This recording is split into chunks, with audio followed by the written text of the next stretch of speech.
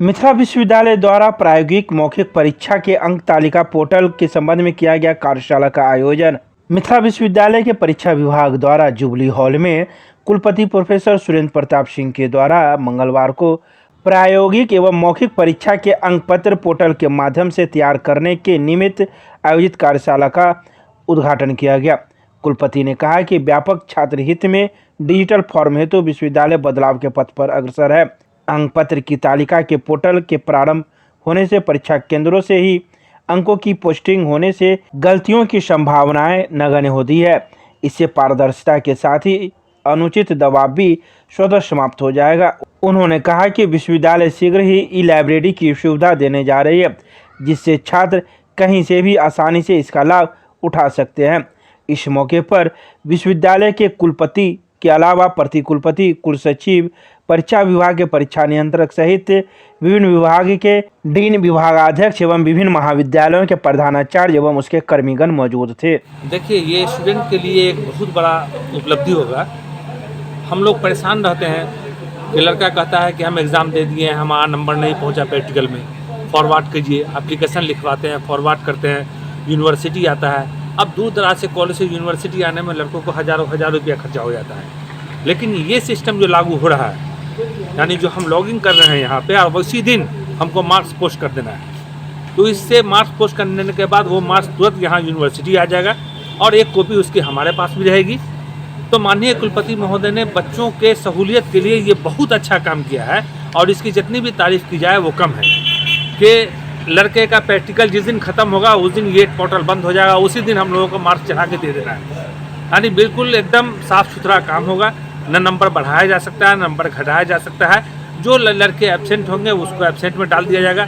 फिर विश्वविद्यालय ऐसे एब्सेंट लड़कों के लिए नया डेट निकाल करके एग्ज़ाम लेगा, ये हो जाएगा। लेकिन जितने बच्चों का प्रैक्टिकल होगा उसका रिजल्ट क्लियर होने में कोई परेशानी नहीं होगी। सर, एक कुलपति महोदय ने अपने भाषण में कहा है कि ये शुरुआत है। हम ऐसे तमाम चीज़ों को इस पोर्टल से जोड़ेंगे, चाहे वो कॉपी का मूल्यांकन हो, पीएचडी का वाइवा हो, या फिर एमएससी, एमए के अंदर में जो भी मतलब के प्रैक्टिकल होते हैं उनका वाइवा वॉक हो या फिर प्रैक्टिकल हो, उन तमाम को इसमें डाला जाएगा। लेकिन ये शुरुआती दौर है। इसको कामयाब अगर ये हो जाता है, अच्छी तरह से कामयाब हो जाता है, तो तमाम चीज़ को अपने यूनिवर्सिटी के अंदर में डिजिटाइज हो जाएगा। और ये डिजिटल होने के बाद ये शायद मतलब कि बिहार का सबसे टॉप यूनिवर्सिटी में शुमार किया जाएगा। अच्छा, नैक मूल्यांकन में कितना फ़ायदा होगा? नैक मूल्यांकन के अंदर में ये फ़ायदा होगा कि नैक की टीम अगर हमसे पूछती है कि आपके यहाँ कितना एग्ज़ाम हुआ है, कितने बच्चों का प्रैक्टिकल बचा हुआ है, कितने लड़कों का मतलब फेल किया है, कितना पास किया है, एक क्लिक पे सब निकाल के दिया जा सकता है इस पोर्टल के माध्यम से। इसलिए ये पोर्टल एकदम यूनिवर्सिटी के लिए वरदान है। हम इसके लिए अपने तरफ से मतलब के महाविद्यालय परिवार को, खास करके विश्वविद्यालय के कुलपति, कुलसचिव, प्रतिकुलपति सब और इसके जो टीम काम कर रहे हैं उनको बधाई देना चाहता हूँ। अपना नाम बता दें सर। डॉक्टर मोहम्मद रहमतुल्लाह, principal, college CMJ college, Donwari हाट, बुटौना। योजना के साथ हमें अभी प्रैक्टिकल एग्ज़ाम्स जो होंगे उनमें प्रैक्टिकल एग्ज़ाम्स के लिए अलग से कोई सीट नहीं बनानी होगी। वो कंप्यूटर के पोर्टल पर कॉलेज के ID पर एक सीट होगी। जो लड़के इम्तहान दे रहे हैं उनका रोल नंबर भी होगा, उनका नाम भी होगा। उनको केवल नंबर भरना होगा प्रैक्टिकल का एग्जामिनर को, और वो केवल अंकों में भरना, शब्दों में अपने आप को कंप्यूटर कर देगा। तो गलती के चांस या छूटने के चांस बिल्कुल समाप्त हो जाएंगे। एक अच्छी योजना के साथ विश्वविद्यालय कार्य कर रहा, डिजिटल योजना के साथ आने वाले दिनों में बहुत सारी चीज़ें डिजिटल आएंगी। सर, विश्वविद्यालय का फ़ायदा ये होगा, विश्वविद्यालय का इनफैक्ट सारा फ़ायदा छात्रों को होगा कि जो रिजल्ट के लिए वो भटकते हैं, जो उनका नंबर छूट गया है, नहीं चढ़ता है, गलती हो गई है, वो सारी गलती खत्म हो जाएगी और वहीं पर सब एकदम चेक हो जाएगा कॉलेज में। विश्वविद्यालय बहुत जल्दी से रिजल्ट। अच्छा, मूल्यांकन है वो जोड़ स्कैन करके जोड़े हुए, मूल्यांकन सेंटर अलग मिलेगा। तो फिर रिजल्ट में क्यों गड़बड़ी होती है? तब नहीं होगी ना, जो हो रही है वो मैनुअल हो रहा है ना। जब सब एक साथ आ जाएगा, अलग अलग करके आएगा। 400 लड़कों में गड़बड़ी नहीं करेगा कॉलेज, लेकिन विश्वविद्यालय में अगर 3 लाख लड़कों का नंबर चढ़ाना होगा तो चढ़ाने वाले से भी भूल हो सकती है। ऐसे बात है। तो जो परीक्षा है किसी की छूट की होगी, एब्सेंट होता होगा, कोई नियमावली विश्वविद्यालय की होगी, उनके साथ प्रयोग लाई जाएगी। ठीक है, धन्यवाद।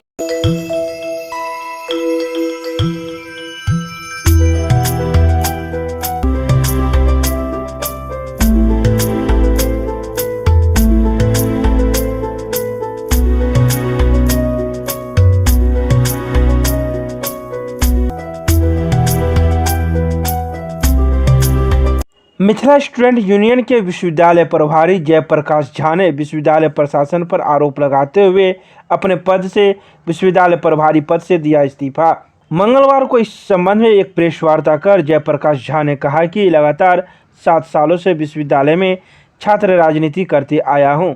सीएम कॉलेज से भी छात्र संघ चुनाव में जीतकर छात्रों के बीच कई प्रकार के सुविधा उपलब्ध करवाने का कार्य किया है। उन्होंने कहा कि विश्वविद्यालय प्रशासन को जगाने का काम किया तथा भ्रष्ट पदाधिकारियों के खिलाफ खुलकर आवाज बुलंद किया, जिसका नतीजा रहा है कि विश्वविद्यालय में 80 लाख का लोहा चोरी के जुर्म में कुलसचिव, इंजीनियर एवं कुलपति के पीए पर एफआईआर दर्ज होने वाला था, लेकिन विश्वविद्यालय प्रशासन ने मुझे अपने तरफ मिलाने का प्रयास किया, परंतु जब हम उनके साथ नहीं दिखे तो उन्होंने मेरे संगठन के कुछ कार्यकर्ताओं को अपने साथ मिला लिया और मेरे खिलाफ षड्यंत्र रचने लगे, जिसको लेकर मैं आज अपने पद से इस्तीफा दे रहा हूं।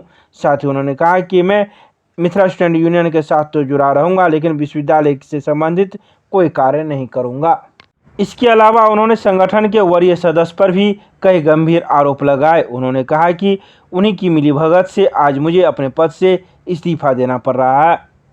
का प्रेस कॉन्फ्रेंस था। हम मिथिला स्टूडेंट यूनियन के विश्वविद्यालय प्रभारी हैं और आज हम अपने पद से विश्वविद्यालय में इस्तीफा दे दिए हैं अपने कुछ संगठन के पूर्व पदाधिकारियों के कारण, क्योंकि हमने विश्वविद्यालय में 80 लाख की लोहा चोरी पकड़ा, जिस पे जांच हुआ रजिस्ट्रार महोदय पे, इंजीनियर साहब पे और वीसी साहब के पीए पे मुकदमा दर्ज होने वाला था। तो मेरे संगठन के सभी पदाधिकारियों जो वर्तमान में राष्ट्रीय अध्यक्ष है बिहार प्रभारी, सब हमको प्रोत्साहित किया। कौन है? मेरे संगठन का हमको DR1 ऑफिस से पता चला है जो सागर नवदिया किसी तरह का भ्रमिक मेरे बारे में मेल विश्वविद्यालय में कर दिया है और मेरे छवि को धूमिल, जबकि मेरा छवि विश्वविद्यालय में स्वच्छ छवि के तौर पे माना जाता है, जिसका नतीजा है जो आज जब हम घोषणा किए कि इस्तीफा दे देंगे तो करीब 500 की संख्या में विश्वविद्यालय में छात्र आके और मेरे पास समस्या दिए जो भैया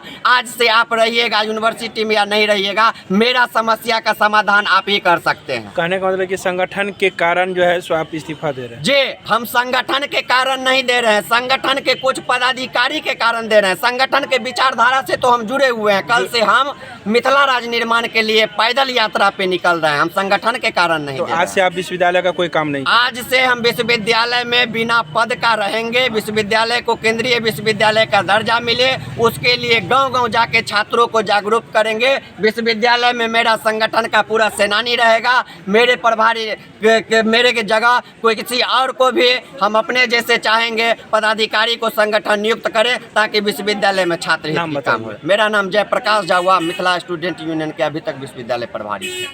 एक करण क्लासेज इंडियाज नंबर 1 अब ज्ञान सरिता पब्लिक स्कूल रोहेलागंज कैदराबाद में हम कराते हैं bank, railway, SSC, CSAT, CTT, management, defence and all other general competition exam की तैयारी। संपर्क करें, हमारा नंबर है 9934849798, दूसरा नंबर है 7633955870। विश्वविद्यालय थाना पुलिस ने मारपीट के मामले में 2 व्यक्ति को भेजा न्यायिक हिरासत में।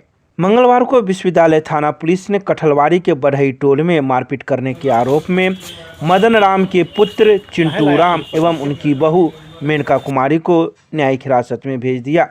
वहीं मदन राम ने थाने में आवेदन दिया था कि उनके पुत्र चिंटू राम एवं उनकी बहू मेनका कुमारी ने उन पर जानलेवा हमला किया है, जिसके बाद उसका सर फट गया, जिसका इलाज DMCH में चल रहा है। बता दें कि यह घटना सोमवार की देर शाम की है, जिसके बाद पुलिस ने कार्रवाई करते हुए मंगलवार को मदन राम के बेटे एवं बहू को न्यायिक हिरासत में भेज दिया। झगड़ा उगड़ा घर में हुआ है ना, ससुर सास और मतलब पुतों के साथ, तो हम ड्यूटी में थे तो लोगों को देखे झगड़ा उगड़ा कर रहा था ससुर से सास के साथ, पुतों सबको दमाती पड़ल था मारने के लिए।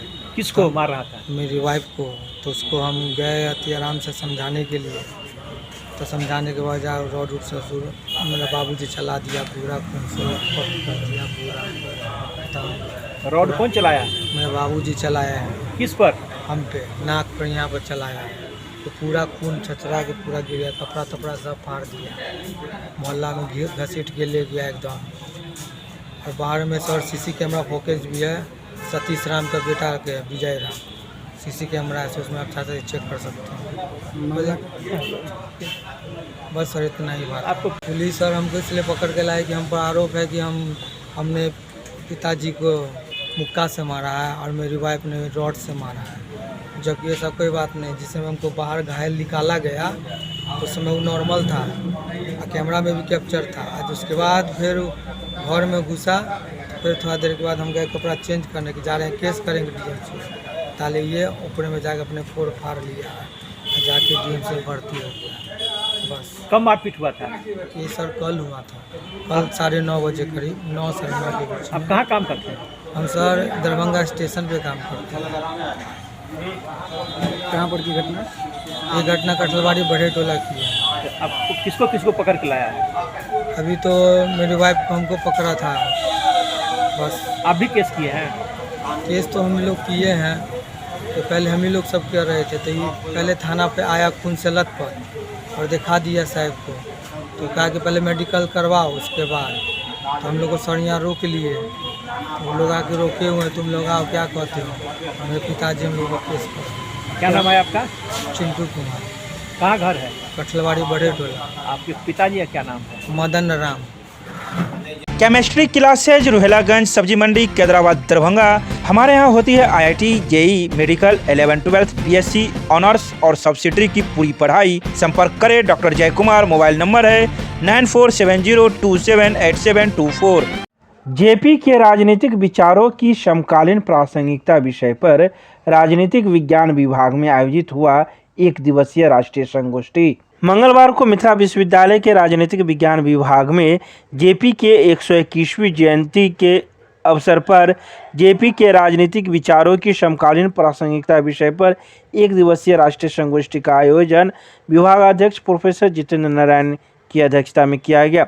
संगोष्ठी में कुलपति मुख्य अतिथि के रूप में मौजूद थे, जिन्होंने दीप प्रज्वलन कर इस कार्यक्रम की शुरुआत की। सबसे पहले उद्घाटन सत्र में आगत अतिथियों का स्वागत एवं परिचय विभागाध्यक्ष प्रोफेसर जितेंद्र नारायण ने कराया। तत्पश्चात विषय प्रवेश कराते हुए आम आदमी के अधिकार को राजनीति में जेपी ने प्रखरता से समाहित किया। इस मौके पर आए अतिथियों को पाक चादर एवं मेमोंटो देकर सम्मानित किया। साथ ही आए अतिथियों ने अपने अपने विचार प्रकट किए। कार्यान्वित भी किया अपने दर्शन को लागू करने में से। जब कभी हम चर्चा करते हैं ऐसे लोगों की बिहार के बारे में, तो आदरणीय जयप्रकाश नारायण जी का ऐसा नाम है जिनका अपना दर्शन भी है और जिनका अपना कर्म क्षेत्र भी है। उस दर्शन को लागू करने के लिए पूरी प्रतिज्ञा के साथ, प्रतिबद्धता के साथ पूरे भारतवर्ष में लागू किया। ये बहुत साधारण बात नहीं है कि आप अपने दर्शन को एग्जीक्यूट करने में सफल हो जाए, बहुत बड़ी बात है। इस श्रेणी में दो नाम बड़े महत्वपूर्ण हैं। एक राष्ट्रपिता महात्मा गांधी, जिन्होंने अपने विचारों को लागू करने में भी उतनी ही महत्ता दिखाई, उतनी दिलचस्पी दिखाई, उतनी ही सकारात्मकता दिखाई जितनी सोच में होती है। यानी सोच को एग्जीक्यूट किया, अपने विचारों को, अपने दर्शन को एग्जीक्यूट किया। और दूसरा नाम आता है, अगर हम बीच में रखना चाहें, एक अपने शांति और योजना के लिए नाम था और दूसरा नाम सुभाष चंद्र बोस जी का आता है, जो तेजस्विता के लिए था और उस तेज के साथ उसको एग्जीक्यूट करने के लिए। इन दोनों महापुरुषों के नीतियों को, आदर्शों को और एग्जीक्यूशन को अगर किसी ने लागू किया सारी ताकत के साथ, सारी ऊर्जा के साथ, तो वो नाम जयप्रकाश नारायण जी का। ऐसे महान व्यक्तित्व को एक चूक हो गई थी बिहार के ही सिलेबस में। बड़ी चर्चा बनी थी इस बात पर कि जिस विश्वविद्यालय में उनके नाम पर उनका शहर है, विश्वविद्यालय का नामकरण है, उस नाम पर उस विश्वविद्यालय ने पाठ्यक्रम से इस सिलेबस को हटा दिया, इसे लागू नहीं किया। एक बड़ी चर्चा बिहार में हुई और बड़ी अद्भुत मीटिंग, विशेष मीटिंग हुई इस बात के लिए राजभवन की अगुवाई में, राजभवन में, जिसमें शिक्षा विभाग के मंत्री भी थे, राजभवन में माननीय राज्यपाल भी थे, सारे कुलपतिगण थे। इस सिलेबस को लेकर के ये कैसे छूटा, कहाँ गलती हुई, उस पर विचार विमर्श हुआ और तत्काल इसको नए सिरे से जहाँ छूट गया था वहाँ जोड़ने का आदेश दिया गया उस कमेटी के उस परिप्रेक्ष में, और जयप्रकाश नारायण और गोलिया के सिलेबस को उसमें जोड़ा गया डाला गया। जाहिर सी बात है, दर्शन दर्शन रहता है जब तक हम उसे दर्शन के रूप में लेते हैं, लेकिन जब एक्शन के रूप में उसे लेते हैं, लागू करने के क्रम में उसे लेते हैं, तो दर्शन का विचार, दर्शन का भाव और दर्शन का महत्व बदल जाता है। आप अगर दोनों जिनका नाम हमने लिया, आदरणीय महात्मा गांधी जी का और सुभाष चंद्र बोस जी का, तो आप पाएंगे कि दोनों की, एक की तेजी, योजना, दर्शन और दूसरे का एग्जीक्यूशन, तेवर के साथ, पावर के साथ, ये दोनों आपको मिलेगा आदरणीय जयप्रकाश नारायण जी। ऐसी योग्यता का व्यक्तित्व जो जितना सोचे उसको एग्जीक्यूट कर ले जाए, बहुत बड़ी बात होती है। ये तभी संभव होगा, इन दोनों नेताओं का, तीनों का नाम हमने इसलिए लिया, एक बहुत बड़ी बात पब्लिक कनेक्ट की होती है। पब्लिक कनेक्ट की जो बात दोनों के साथ थी, वो बात आदरणीय जयप्रकाश नारायण जी की, कि अपनी बात को किस तरीके से कहा जाए कि क्रांति तो आई ही, लेकिन उसमें समग्रता भी हो, टोटल रेवोल्यूशन भी हो, समग्र क्रांति का स्वरूप बने। इस काम को करने का श्रेय अगर किसी को जाता है तो आदरणीय जयप्रकाश नारायण जी का, जिनकी बातों को विद्यार्थियों ने भी सुना, राजनीतिकारों ने भी सुना, समाजशास्त्रियों ने भी सुना, दर्शन बनाने वाले लोगों ने भी सुना, सब जुड़ करके एक साथ आकर के आंदोलन की भूमिका में। आयुर्वेद कॉलेज का भारतीय चिकित्सा पद्धति राष्ट्रीय आयोग दिल्ली के द्वारा LOP के तहत स्वीकृति हेतु की गई अंतिम सुनवाई। राजकीय महारानी रामेश्वरी भारतीय चिकित्सा विज्ञान संस्थान मोहनपुर के प्राचार्य प्रोफेसर दिनेश्वर प्रसाद ने मंगलवार को बताया कि इस सत्र से कॉलेज में शैक्षणिक कार्य प्रारंभ करने को लेकर मान्यता प्राप्त करने हेतु भारतीय चिकित्सा पद्धति राष्ट्रीय आयोग के द्वारा LOP की स्वीकृति हेतु अंतिम रूप से 10 अक्टूबर को सुनवाई की गई, जो देर रात्रि तक चली। आयोग के द्वारा अनेक बिंदुओं पर सुनवाई हुई, जिसका प्रत्युत्तर प्राचार्य प्रोफेसर दिनेश्वर प्रसाद, डॉक्टर विजेंद्र कुमार एवं डॉक्टर दिनेश कुमार के द्वारा सभी बिंदुओं पर संतुष्ट करने की कोशिश की गई।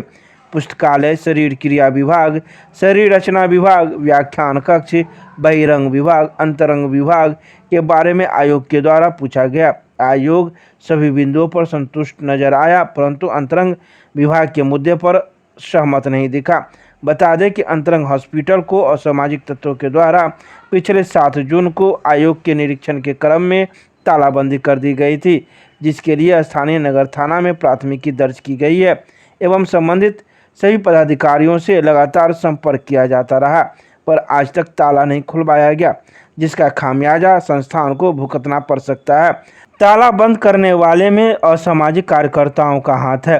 अंतरंग विभाग के अभाव में अगर संस्थान को इस सत्र के लिए मान्यता नहीं प्राप्त होती है तो यह खेद का विषय होगा। इससे संस्थान में कार्यरत सभी चिकित्सकगण एवं कर्मचारीगण के उत्साह में कमी के कारण कार्यक्षमता भी प्रभावित होगी। जो कुछ कमी रह गई है उसे पूरा करने के लिए अपर मुख्य सचिव स्वास्थ्य विभाग एवं प्रमंडलीय आयुक्त दरभंगा के साथ साथ जिलाधिकारी को भी पत्र लिखा गया है। DMCH के छात्रावास के मेस में मिला शराब, 2 लोगों को किया गया गिरफ्तार। मंगलवार को DMCH के छात्रावास के मेस पर एक प्रश्न चिन्ह सा उठ खड़ा हुआ है। इस मेस से दूसरी बार शराब की खेप बरामद की गई है। इस संबंध में बेताब OP पुलिस ने 2 लोगों को गिरफ्तार किया है। ये दोनों लोग पिता पुत्र हैं, जो मेस में ही खाना बनाते थे और इसका संचालन करते थे, जिसका नाम सुरेश मंडल एवं पुत्र का नाम विक्की मंडल बताया जाता है। इनके पास से 27 बोतल अंग्रेजी शराब बरामद किया गया है, जिसके बाद पुलिस अब दोनों व्यक्ति को गिरफ्तार कर कागजी कार्रवाई कर रही है। मिथिला विश्वविद्यालय में लगाया जाएगा निःशुल्क नेत्र जांच शिविर एवं निःशुल्क दंत चिकित्सा शिविर। मंगलवार को मिथिला विश्वविद्यालय के वाणिज्य एवं व्यवसाय प्रशासन विभाग में एक बैठक का आयोजन किया गया, जिसमें सर्वसम्मति से निर्णय लिया गया कि 15 अक्टूबर को निःशुल्क नेत्र जांच शिविर एवं 19 अक्टूबर को निःशुल्क दंत चिकित्सा शिविर का आयोजन किया जाए, जिसको लेकर कुलपति का आदेश प्राप्त हो चुका है। वहीं इस शिविर में 2 अलग अलग निजी अस्पताल के डॉक्टर मौजूद रहेंगे, जो मौजूद छात्र छात्राओं एवं विश्वविद्यालय से संबंधित शिक्षक शिक्षिकाओं के आँखों एवं दांतों की जांच करेंगे और उन्हें सलाह देंगे।